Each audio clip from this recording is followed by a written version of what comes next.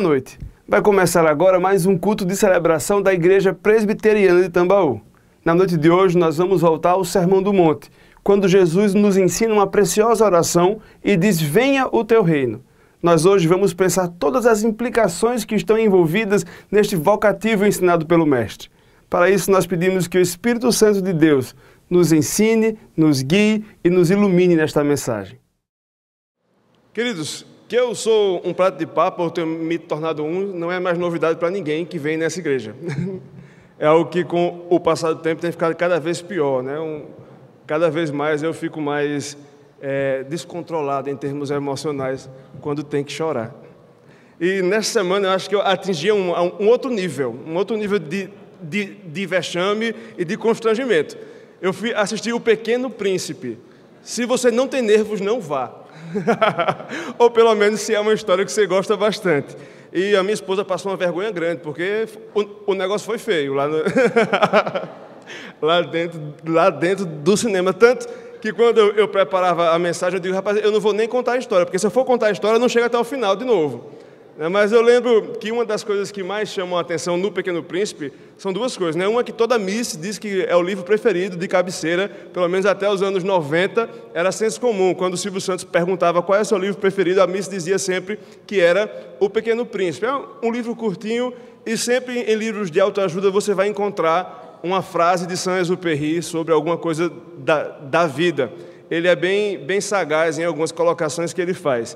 E uma das frases que ele usa no seu livro, que segundo um consultor meu, Yuri, me disse, não é dele, mas é uma citação de Mark Twain, é uma frase onde ele diz assim: o essencial é invisível aos olhos e só se pode ver com o coração. Essa frase é uma frase bonita. Se você ainda não parou para pensar sobre ela, talvez seja uma boa oportunidade. É uma frase que nos convida a pensar sobre algumas coisas que nós talvez não tenhamos pensado até então. E essa frase, ela surge no filme, ela surge no livro, e ela é uma espécie de fio condutor da reflexão daqueles personagens, daquele filme, onde as pessoas nem nome têm. Ele faz questão de deixar claro que é uma história muito universal. Então você vai ver um aviador que não tem nome, uma menina que não tem nome, a mãe da menina que também não tem nome, e todos os personagens são chamados apenas pelo seu substantivo comum, que é uma maneira dele dizer: olha, se aplica a todo mundo, não é somente a essas pessoas nesse recorte de tempo e de espaço. E nessa história, lógico que eu não vou adiantar o filme, até porque eu não tenho condições para isso, mas nessa história ele sai numa viagem intergaláctica, já que o Pequeno Príncipe, ele é dono de um pequeno planeta que é só um pouco maior do que ele. E ele sai numa viagem levado por pássaros selvagens e voadores pelo espaço, filme viajado, hein? E ele vai de planeta em planeta, e em cada planeta ele encontra uma pessoa que é dona do seu próprio mundo, dona do seu próprio planeta. Então você vê um dos planetas, por exemplo, ele é comandado por um rei vaidoso. E você vê que aquela ilustração nada mais é do que sobre pessoas que têm o seu mundo todo construído, o seu reino inteiro construído em cima da sua própria vaidade. Em outro lugar, ele encontra uma pessoa que é um rei e que tem ali todo o sinônimo e a metáfora de um reino de poder, um poder falso, abstrato e tão pueril que chega a ser ridículo. E assim o Pequeno Príncipe faz a sua viagem pelas galáxias e vai encontrando reinos e devaneios em cima desses reinos. Quando eu penso no Pequeno Príncipe, quando eu penso nesse pequeno planeta, quando eu penso em frases como essa que Saint-Exupéry deixa marcada na história, de que o essencial é invisível aos olhos, não tem como eu não lembrar daquele que é o tema da nossa série de mensagens que começa hoje e vai até o final de setembro, que é: venha a nós o reino de Deus. Durante todo o decorrer da história, a ideia de um reino é uma ideia que comove corações e que chama a atenção da humanidade. Ele serve tanto de metáforas para coisas boas, como para coisas ruins. Tanto que não é à toa que Saint-Exupéry usa a ideia de reinos, mundos e planetas para simbolizar a vida de cada pessoa. Na verdade, cada um de nós vive como se fosse num reino próprio, particular, seu e meu, onde nós construímos o nosso reino de acordo com aquilo que nós valorizamos. Deus, é claro, Senhor do universo, conhecedor da natureza humana como ninguém, já que foi Ele que fez os seres humanos, sabe que nós entendemos as coisas muito bem quando se é apresentado com figuras. Quem cresceu em igreja sabe que há muitos anos atrás se usava o flanelógrafo para que você pudesse visualizar as historinhas. No tempo de Jesus e muito tempo antes de Jesus, você provavelmente não tinha flanelógrafo ou data show ou fotografias. Mas uma imagem retoma o inconsciente ou o consciente, a história de Israel e do povo de Deus, desde o comecinho da história lá em Gênesis, e vai perpassando o tempo e a história até Apocalipse. E essa figura que Deus usa constantemente para falar sobre algo mais profundo do que somente um castelo ou um planeta, ou frases aparentemente tão profundas como a de Saint-Exupéry, mas que Deus traz uma figura muito mais profunda e avassaladora do que essa, é justamente a ideia de um reino. Deus apresenta o reino no Antigo Testamento, e esse reino vai sendo ressignificado até chegar os últimos dias apresentados em Apocalipse. Para nós pensarmos um pouco sobre este reino, sobre reinos e sobre os nossos reinos e o reino de Deus, eu convido você a abrir a sua Bíblia num texto muito curtinho, que está no Evangelho de Mateus, no capítulo 6, no versículo 10. Se você não trouxe a sua Bíblia, pode acompanhar a projeção aqui na lateral da plataforma. Mateus, capítulo 6, versículo 10.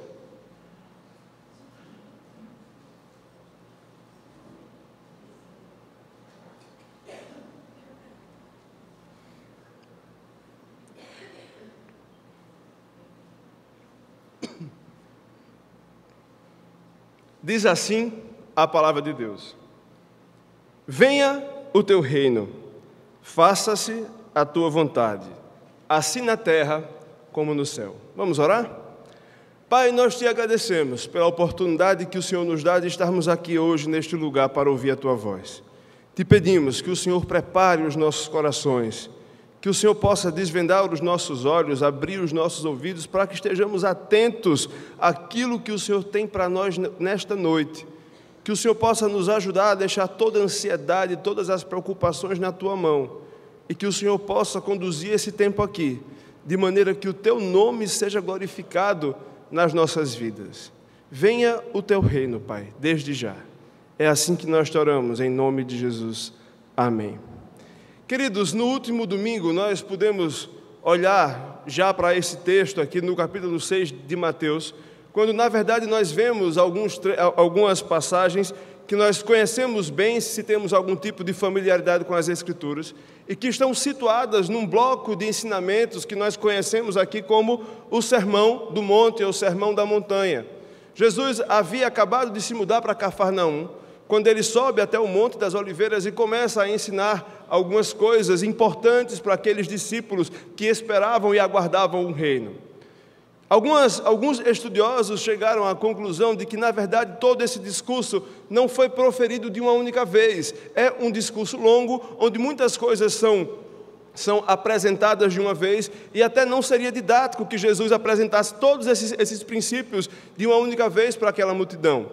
Então, alguns concluem que, na verdade, nós estamos diante de um compêndio de vários sermões, de várias mensagens que Jesus ministrou para aquele povo, e que Mateus havia reunido num bloco em que ele agrupa todos estes ensinamentos com um só propósito, de ensinar uma ética diferente, uma maneira diferente em que o povo de Deus se portava diferente daquilo que havia aprendido. O Evangelho de Mateus tem algumas peculiaridades. Ele é um evangelho especificamente escrito e organizado, de forma que ficasse demonstrado que Jesus era o rei que Israel esperava. Você vai ver no Evangelho de Mateus que aparecem 55 vezes a expressão reino, enquanto João apresenta menos de uma dezena de citações ao reino. Então, se você gostaria de entender Jesus como rei, você precisa olhar com mais atenção o Evangelho de Mateus. Ele é escrito para aqueles homens judeus e aquelas mulheres judias, para que eles entendessem que todas as suas expectativas sobre o rei de Israel que viria libertar o povo de Israel e salvar a humanidade, estava apresentado, estava demonstrado através dessas histórias e desse discurso. E quando Mateus nos apresenta o rei e o seu reino, ele reúne todos esses sermões nesse bloco que vai do capítulo 5 ao capítulo 7. E se você conseguir viver isso que todos esses princípios e essa ética que Mateus apresenta nesses capítulos, você vai começar a entender o quão profundo é o reino de Deus e o quão além de um reino político e geográfico vai essa organização, e você vai começar a entender sobre aquilo que nós estamos falando. O reino de Deus é uma das coisas mais faladas e mais comumente conversadas entre aqueles que se dizem cristãos. Nós sempre falamos que o Evangelho é as boas novas do reino de Deus. Estamos pregando o reino de Deus e esperamos e ansiamos o reino de Deus. Somos embaixadores do reino de Deus e muitas vezes nós não entendemos o que realmente é e o que realmente significa este reino de Deus.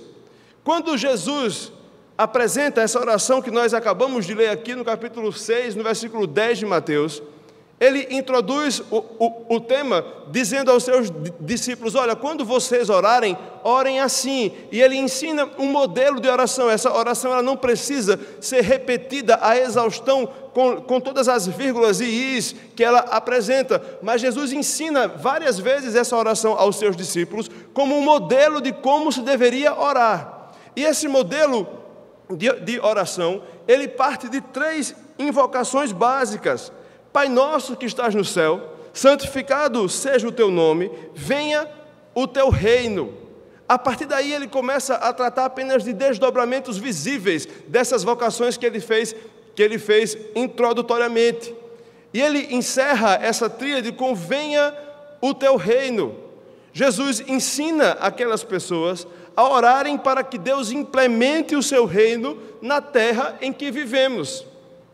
Como nós devemos clamar que Deus implemente o seu reino se às vezes nós não sabemos nem o que é este reino? Seria por acaso uma praça cheia de ruas de ouro, mar de cristal, portões com pérolas preciosas, como diz Apocalipse? Será que seria estabelecer um trono lá em Jerusalém, onde Deus daria ordens dia e noite para que fossem cumpridas pelos seus anjos? Na verdade, nós vamos ver no próprio Sermão do Monte que o reino de Deus ele é muito mais próximo do que isso, e ele vai muito além disso. A primeira coisa que nós precisamos entender sobre o reino de Deus é que ele é um reino invisível. E eu queria que você abrisse, que você mantivesse a sua Bíblia aberta, que nós vamos andar um pouco por ela. Abrisse a sua Bíblia no capítulo 13 ainda de Mateus, para que nós pudéssemos ampliar um pouco mais a nossa concepção do reino de Deus. Veja o que Jesus nos ensina no versículo 31, em diante do capítulo 13 de Mateus.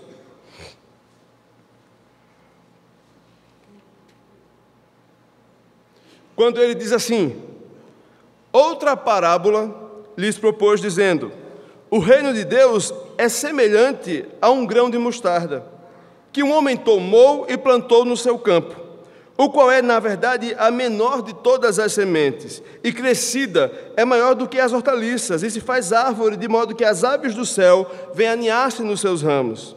Disse-lhe outra parábola: o reino dos céus é semelhante ao fermento, que uma mulher tomou e escondeu em 3 medidas de farinha, até ficar tudo levedado. O reino dos céus era algo tão profundo e com camadas tão mais refinadas, que Jesus, hora ou outra, se referia a este reino através de parábolas.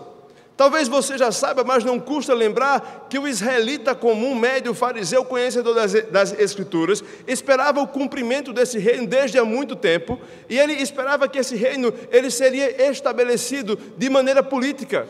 Você vai ver desde Isaías profecias em que se diz que no reino de Deus seria dizimado todo tipo de impiedade, seria estabelecida a perfeição. O israelita do Antigo Testamento já esperava um mundo perfeito, sem dor e sem sofrimento. E o israelita dos tempos de Jesus era um israelita que estava já desgastado, estava cansado de ser pisoteado por dominações estrangeiras. Era um povo que já havia alguns séculos vivia debaixo da mão de outros impérios. Então, mais do que nunca, eles esperavam que esse Messias viesse com poder e com espada, libertasse Israel desse jugo, no caso do Império Romano, e que desse de volta a Israel o reino que Deus havia prometido a ele desde o Antigo Testamento. E aí eis que surge um homem que começa a ser reconhecido como o Messias esperado, aquele que traria a salvação, mas existe algo nele que não corresponde às expectativas. Eles olham e dizem: cadê o exército? Cadê a espada? Cadê a guerra que não começa? E vem aquele homem no meio da sua calma, junto a uma multidão bem maior do que essa, e começa a falar algumas coisas difíceis de entender. Olha, o reino de Deus é como um grão de mostarda. Eles esperavam sangue. Olha, você já viu um grão de mostarda? Ela é pequenininho. Eles esperavam estrondo, esperavam uma conquista avassaladora.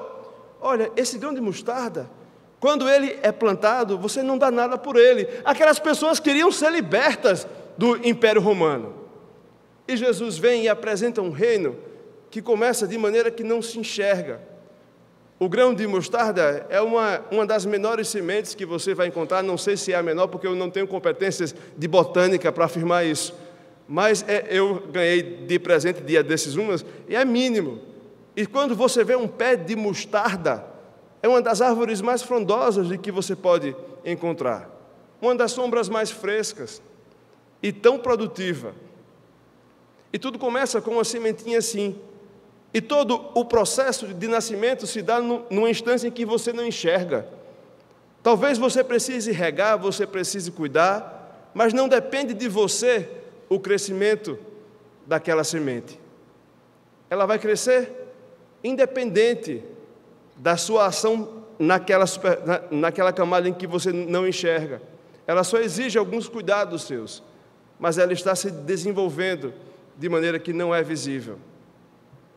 O quão complicado devia ser para aqueles homens, e é por isso que eu não em nenhum dos momentos eu condenaria os discípulos. É lógico que eu não tenho competências para isso, né? Tem uns que eu vou mais com a cara, outros menos, mas quando eu olho assim para os discípulos, eu não condenaria, porque eu sei o tanto de angústia que passava no coração desses homens, quando, diante das expectativas que eles tinham, tudo estava sendo refeito através dos ensinamentos daquele que era, sim, o Messias.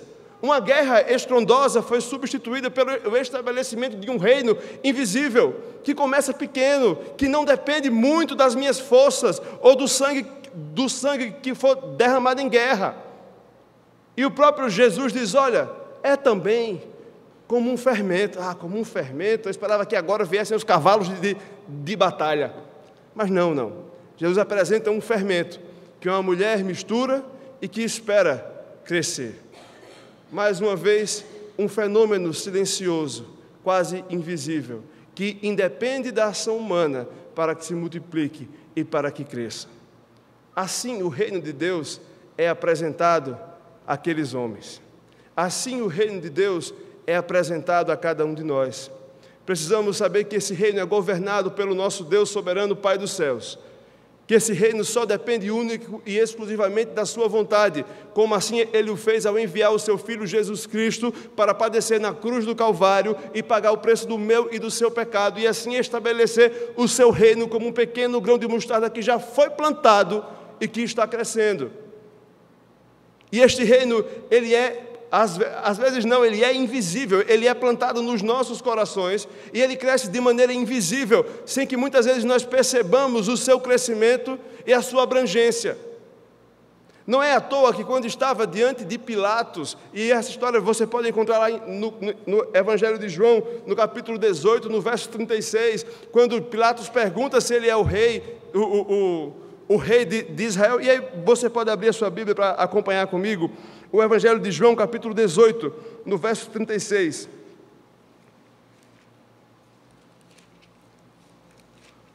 Olha o que Jesus fala sobre o seu próprio reino.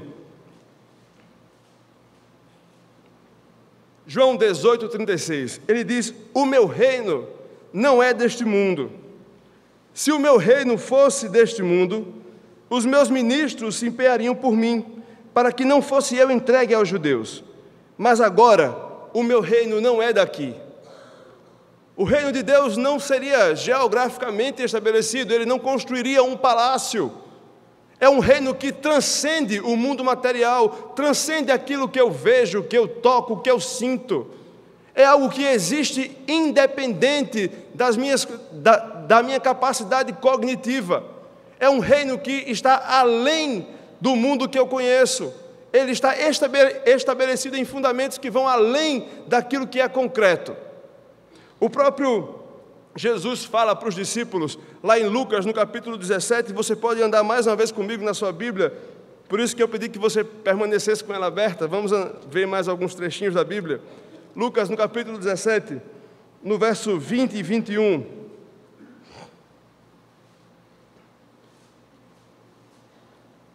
Vemos Lucas nos contar que, interrogado pelos fariseus sobre quando viria o reino de Deus, Jesus lhes respondeu: não vem o reino de Deus com visível aparência, nem dirão ele aqui ou lá está, porque o reino de Deus está dentro de vós.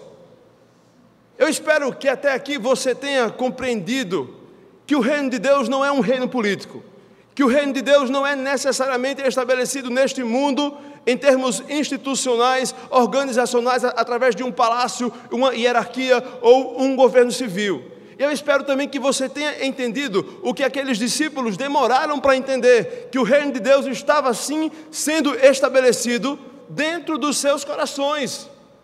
É uma maneira muito mais complexa, muito mais profunda e muito mais transformadora de dizer aquilo que o Pequeno Príncipe ensinava. O essencial é invisível aos olhos.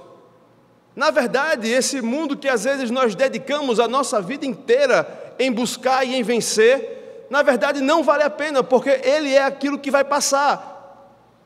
E Jesus queria que essas pessoas que lhe seguiam percebessem que na verdade a realidade da vida ia muito além daquilo que eles podiam enxergar, que o reino de Deus ia muito além de uma libertação do Império Romano, mas se dava no âmbito espiritual inicialmente e emanava para o mundo material e físico que vivemos hoje, mas estava primeiramente estabelecido nos nossos corações.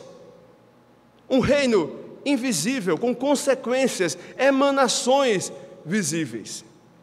Não era algo fácil de entender. Ontem eu estava vendo uma criança conversando com a mãe, e a mãe dessa criança estava contando algumas histórias, na verdade, sobre ela, e dizia assim: olha, eu disse para ele que quando ele mente, quem gosta, quem é o pai da mentira, é o diabo. E aí a avó que estava do lado fez: minha filha, isso é muito abstrato, é muito forte para ele não vai entender. E realmente existem coisas no mundo espiritual que são difíceis de entender, que quando nós começamos a nossa caminhada com Deus, demoramos um pouco para cair a ficha. E se tem um laboratório que nós podemos enxergar isso acontecendo de maneira vagarosa, mas progressiva, é o próprio mundo dos discípulos. Eles vão entendendo essas verdades eternas aos poucos. Portanto, não se frustre, como eu também não devo me frustrar, quando eu me deparo com verdades que eu não consigo alcançar em toda a sua abrangência. Existem coisas que a minha mente não vai alcançar nunca. Algumas coisas eu vou aprender devagarinho. Mas a verdade precisa ser assimilada. O princípio precisa ser encarnado. O reino de Deus é invisível. O reino de Deus não se dá em vitória material. O reino de Deus não se dá nesta esfera mundana, no sentido de corrupção que nós vivemos. O reino de Deus também é apresentado pelo próprio Deus encarnado, Jesus Cristo, como sendo algo relevante. Ao mesmo tempo que ele é invisível, que ele está nos nossos corações e não é deste mundo, ele precisa emanar, ele precisa desembocar na nossa vida hoje. Apesar de ter os seus fundamentos na eternidade e no mundo espiritual, nós somos seres muito mais complexos do que somente essa divisão que nós gostamos de fazer como ocidentais que somos, entre corpo, alma e espírito, ou corpo e espírito, seja você o que acreditar. Na verdade, nós somos seres únicos, nós somos compostos tanto da nossa parte imaterial como da nossa parte material. Por isso, nada que se dá somente no mundo espiritual está restrito ao mundo espiritual. Precisa ter relevância para nós hoje também, para a nossa vida aqui e agora. E é isso que o próprio Jesus ensina ainda no Sermão do Monte. E eu peço que você abra mais uma vez a sua Bíblia no Evangelho de Mateus, no capítulo 5. No versículo 13 a 16.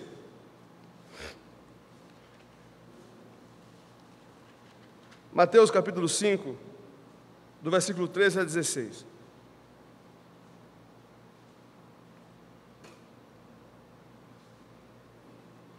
Olha o que Jesus diz sobre os cidadãos deste reino. Vós sois o sal da terra. Ora, se o sal vier a ser insípido, como lhe restaurar o sabor? Para nada mais presta, senão para lançado fora a ser pisado pelos homens. Vós sois a luz do mundo. Não se pode esconder a cidade edificada sobre um monte, nem se acende uma candeia para colocá-lo debaixo do alqueire, mas no velador, e alumia a todos que se encontram na casa. Assim, brilhe também a vossa luz diante dos homens, para que vejam as vossas boas obras e glorifiquem a vosso Pai que está nos céus. Muito além de nos esquivar e nos dirimir de responsabilidades terrenas, o fato de ter o reino de Deus estabelecido no mundo espiritual, nos convoca a, muito pelo contrário, a ter uma ação diferenciada no mundo em que vivemos hoje. O mesmo Jesus que diz, olha, o meu reino não é deste mundo, está estabelecido nos seus corações, diz que eu sou sal da terra, diz que eu sou luz do mundo. E quando ele diz que eu sou o sal desta terra, ele está dizendo que eu devo salgar esta terra, que eu devo fazer diferença nesta terra, eu devo dar sabor, eu devo trazer uma nova nota, uma nova cor, àquilo que já está estabelecido. Eu devo simplesmente ser relevante onde quer que eu esteja. É essa a ideia de Jesus quando ele diz que aqueles que lhe seguem devem ser o sal desta terra. E vai além, ele diz, olha, não basta ser o sal, vocês também têm que ser a luz deste mundo. Veja que nem o sal é um fim em si mesmo, nem a luz é um fim em si mesmo. O sal, ele só serve para salgar algo. Eu nunca vi ninguém se alimentando de sal, né? Uma refeição somente com sal. A luz também, ela não é um fim somente em si mesmo. Tem alguns malucos que dizem que se alimentam de luz, mas até que se prove o contrário, a luz também não é um fim em si mesmo. Ela ilumina para que você veja algo, para que você alcance algo. É dessa maneira que Jesus diz que os filhos de Deus devem se portar neste reino. Devem ser pessoas relevantes que deem novas cores e novo tom àquilo que já está estabelecido. Às vezes nós fazemos uma confusão quando pensamos em mundo, né? Porque a Bíblia, ela chama de mundo três esferas, três concepções de mundo. Você vê o mundo criado por Deus, que é o mundo natural, a terra em que vivemos, que Deus fez perfeito para que nós dominássemos sobre ela. Você vê o mundo sistema decaído, dominado sim pelo mal e pelo pensamento pecaminoso, que é aquele mundo que Paulo diz, olha, não vos conformeis com este mundo, mas transformai-vos pela renovação da vossa mente. Esse é o mundo cosmos, o mundo sistema. E temos ainda o outro mundo, né, que é o mundo humanidade, aquele mundo pelo qual Jesus morreu, aquele mundo que Deus amou. Então, quando nós pensamos no mundo, geralmente nós demonizamos todo o mundo e achamos que não existe nada de bom neste mundo que nós vivemos. Quando, na verdade, quando Deus diz para nós sermos sal e luz do mundo, Ele não está nos mandando recriar nada. Ele está dizendo, olha, sejam relevantes nesse mundo que eu lhes dei. Nesse mundo que vocês vivem, existem coisas boas que precisam de sabor. Esse sabor quem vai dar são vocês, que são cidadãos deste reino invisível. Quem vai dar essa luz são vocês, que são cidadãos deste reino invisível. Então sejam relevantes, façam diferente. E se você olhar um pouquinho antes, no capítulo 5, ainda no versículo 10, quando Jesus dá ali as bem-aventuranças, ele diz, bem-aventurados os perseguidos por causa da justiça, porque deles é o reino de Deus. Quando os filhos de Deus estabelecem o reino de Deus através da sua prática, da sua relevância, eles estabelecem a justiça de Deus na terra. Eles começam a viver de maneira diferente àquela que o mundo vive. John Stott, eu já falei isso aqui alguma vez, John Stott é um dos principais teólogos do mundo mais recente, e ele escreve um livro chamado Contra a Cultura Cristã, e ele se dedica a basicamente analisar os princípios éticos do Sermão do Monte. E ele começa a destrinchar como tudo aquilo que Jesus ensina no Sermão do Monte vai de encontro, vai contrariamente àquilo que nós aprendemos hoje. A justiça de Deus, a justiça prática de Deus, é diferente da justiça que nós entendemos como justiça, como nós aprendemos que é justiça. Não é à toa que no capítulo 6, no versículo 33, a gente vê um dos trechos mais conhecidos de todas as Escrituras. Quando 6,33, quando Jesus diz assim: buscai, pois, em primeiro lugar o seu reino e a sua justiça, e todas estas coisas vos serão acrescentadas. Quantas vezes eu não ouvi pessoas entendendo esse texto como se fosse ir mais para a igreja, orar mais, ser mais ativo no ministério, quando na verdade, se você olha o contexto que Jesus está falando, ele está falando no Sermão da Montanha. Você vai ver um pouco antes que ele está falando sobre os tesouros no céu, para não buscar tesouro aqui na terra, e sim juntar e amontoar tesouros nos céus. Ele está falando sobre não andar ansioso por coisa alguma, pelo que comer ou pelo que beber. Você vai ver um pouco depois ele falar sobre quem tem 2 túnicas, dê uma a quem não tem. Se lhe baterem numa face, ofereça a outra face. Buscar o reino de Deus vai muito além dessa ideia transcendente. É uma ideia transcendente que se manifesta na minha vida hoje. A justiça de Deus, buscar a justiça de Deus, é procurar viver aquilo que Jesus ensinou de como deveria ser vivido. É repartir as 2 túnicas que eu tenho, é dar a outra face, é não andar ansioso por coisa alguma, é não fazer do dinheiro o meu planeta, o meu reino e o meu mundo, não fazer do poder o foco da minha vida. O cidadão do reino se preocupa com aquele que caminha juntamente com ele nesse reino. Por isso que é buscar primeiro o reino de Deus. Viva como alguém que faz parte do reino de Deus deveria viver. Seja um bom cidadão do reino. E a sua justiça, coloque em prática. Viva aquilo que Jesus ensinou. E as demais coisas vos serão acrescentadas. E sabe como isso acontece? Imagine que todos nós vivêssemos como Jesus ensinou. Você acha que Deus iria utilizar-se de meios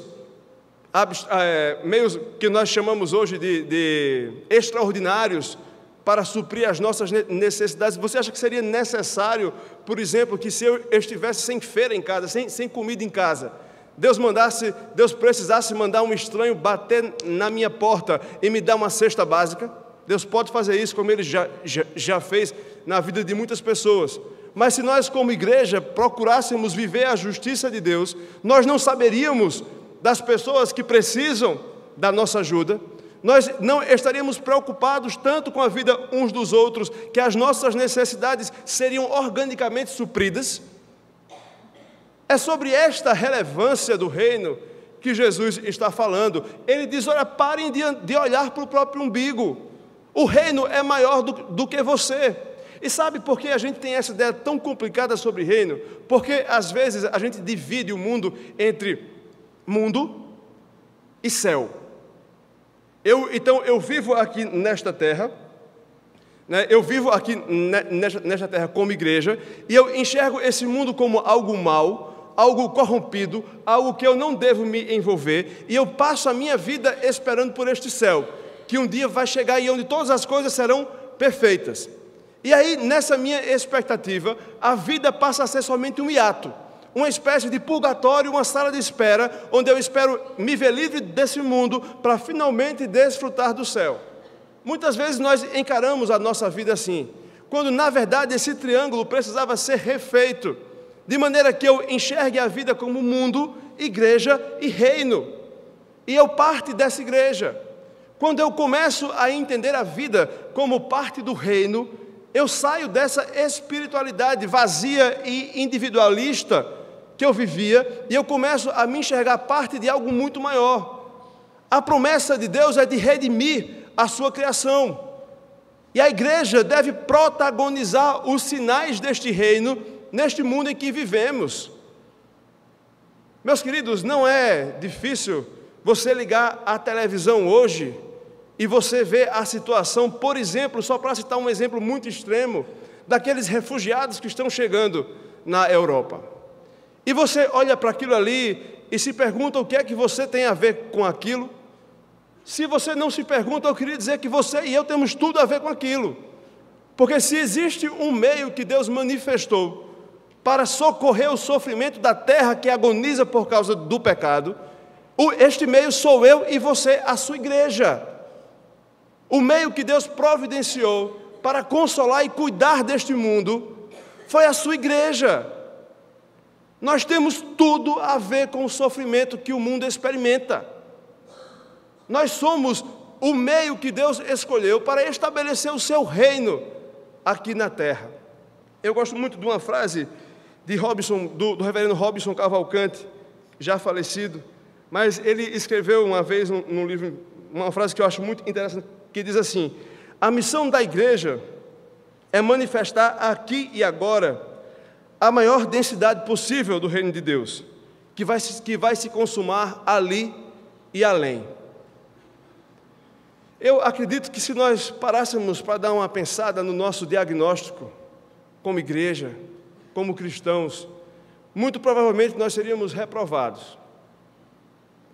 Nós estamos um pouco distantes daquilo que Jesus deixou como responsabilidade para estabelecer o seu reino. A igreja não é o reino de Deus, que fique claro, mas a igreja deveria ser o protagonista desse movimento.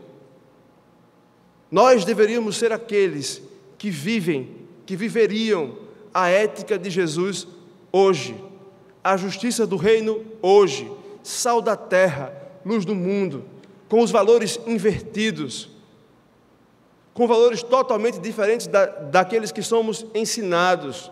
O nosso reino deveria ser revolucionário, porque ele implica em nascer de novo, implica em matar a velha natureza e permitir que Deus cultive em nós uma nova natureza. Jesus também diz que para entrar nesse reino deveríamos ser como crianças, e isso você vai ver lá em Mateus capítulo 18, a partir do versículo 3. Vocês deveriam ser humildes, vocês precisam abrir mão da sua arrogância e do seu orgulho. Meus irmãos, eu não sei para você, mas essas palavras de Jesus, todas as vezes que eu olho esse sermão da montanha, mexem comigo de maneira que eu fico envergonhado, porque eu vejo o quão distante eu estou daquilo que deveria ser meu alvo, o quão distante eu estou daquilo que deveria ser a minha missão nesta terra. Eu não tenho a ilusão de que enquanto eu estiver neste mundo e nesta carne pecadora, eu vou conseguir ser 100% aquilo que Jesus me pediu que eu fosse. Mas eu sei que todos os meus esforços deveriam estar voltados para isso. Deveriam estar voltados para a amplitude deste reino e para viver como cidadão deste reino. Mas eu confesso que muitas vezes eu me enxergo tão distante da justiça de Jesus e da justiça do seu reino.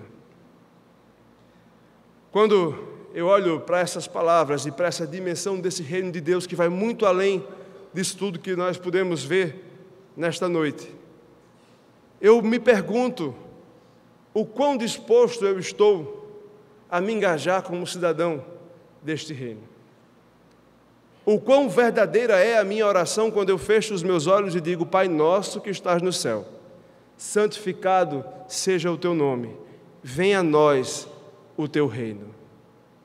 Muito mais do que uma frase vazia, eu estou pedindo a Deus que estabeleça o seu modo de viver na minha vida e no meu mundo. Só daí é que você vai ver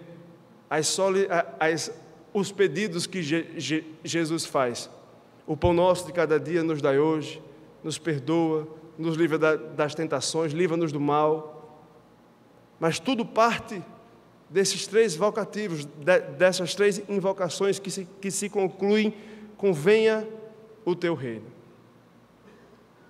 Esta oração precisa ser feita por cada um de nós, mas precisa ser feita com mais reflexão, com mais verdade, com mais engajamento.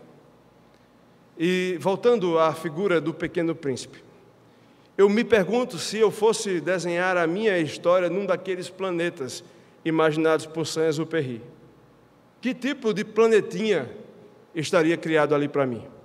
Um planeta como Jesus desenhou no Sermão do Monte, onde a sua justiça é praticada, onde felizes são aqueles que não vivem como o mundo diz que se é feliz, onde não se é ansioso pelo próprio sustento material, onde se busca um tesouro que a traça e o ferrugem não consomem? Ou será que eu teria um planetinha daquele mesquinho, como daquelas pessoas que são retratadas ali, que buscam somente poder, dinheiro, vaidade, prazer? O que não faltam são planetinhas para a gente substituir aquele que deveria ser o reino de Deus. E é muito provável que, se Deus falou com você nesta noite, você saia daqui desafiado a colocar em prática o desafio de Jesus em viver e buscar o seu reino em primeiro lugar. Porém, eu queria lembrar que nós somos feitos de carne, osso e pecado. A qualquer momento, nós podemos esquecer deste compromisso e destas palavras de Jesus que ecoam nos nossos ouvidos hoje.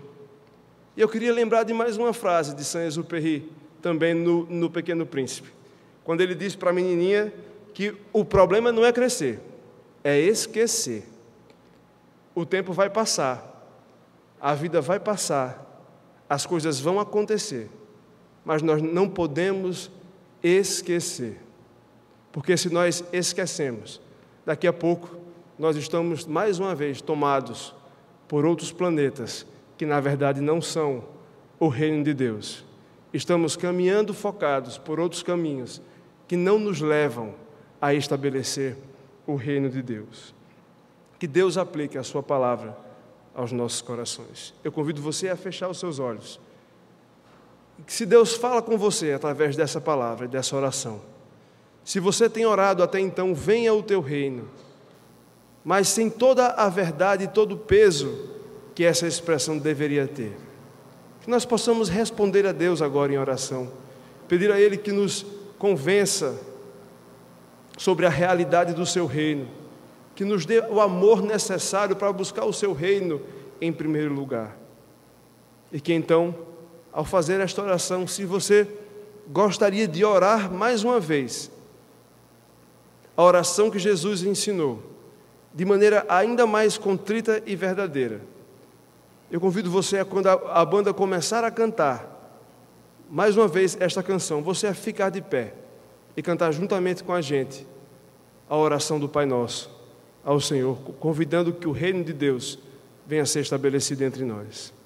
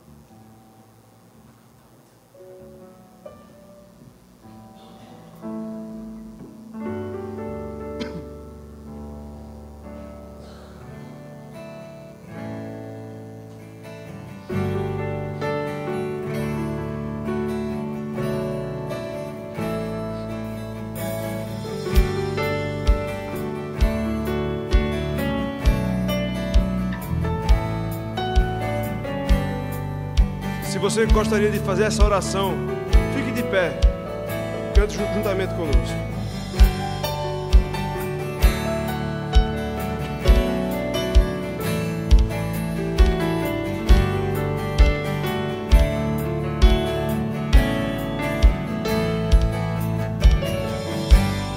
Nosso Pai, que o teu nome seja mantido santo, venha o teu reino.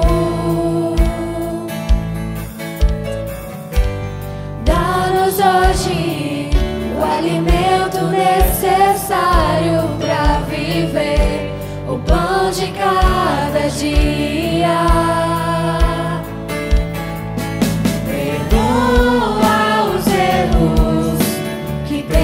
Cometido, como perdoamos quem nos ofendeu. Não nos deixes cair em tentações,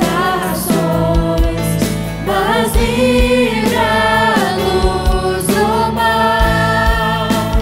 Venha o teu reino, faça a tua vontade, seja assim na terra como é no céu. Venha o teu reino, faça a tua vontade, seja assim na terra como é no céu.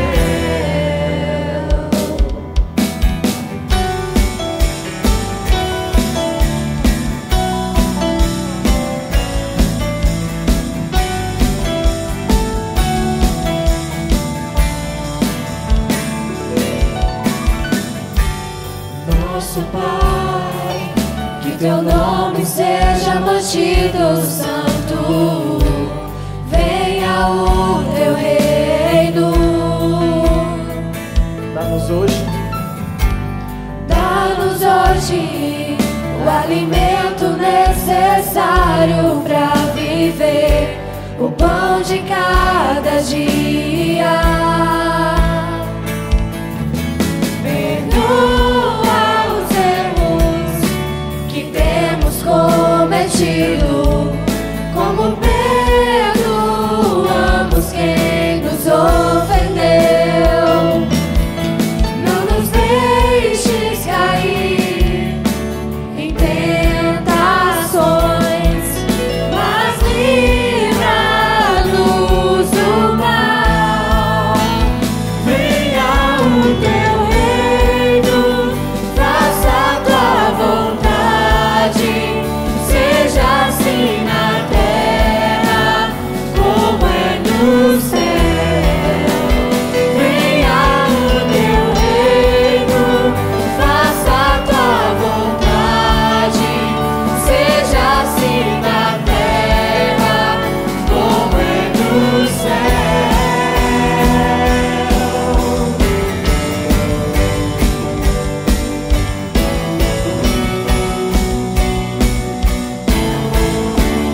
porque dele é o reino, o poder e a glória para sempre. O teu reino, o poder e a glória são teus para sempre. O teu reino, o poder e a glória são teus para sempre.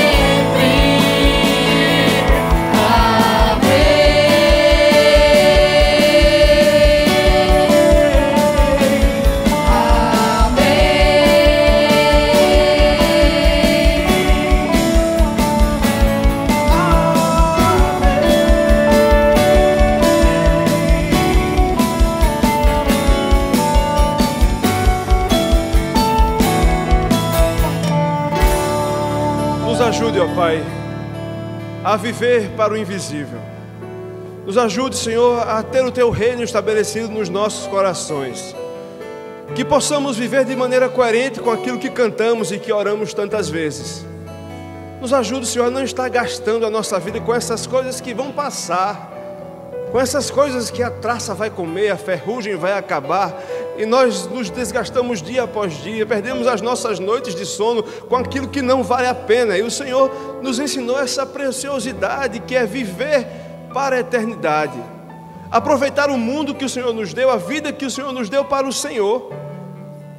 Nos ajude, Pai, através do Teu Santo Espírito, a entender isso, de maneira que nós consigamos praticar isso.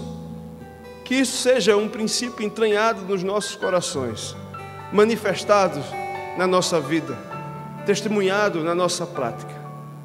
Sê com o Teu povo, tem misericórdia de nós, pecadores. Nos deixa crescer, mas não permite que nos esqueçamos dos princípios eternos. É assim que nós te oramos e te agradecemos no nome do Teu Filho Jesus Cristo. Amém. A igreja pode sentar. É sempre um privilégio chegar até você através do sinal da TV Master. Mas se você gostaria de nos fazer uma visita pessoalmente, o nosso endereço está aparecendo aqui embaixo da sua tela. Você também pode saber um pouco mais sobre nós através dos nossos perfis nas redes sociais.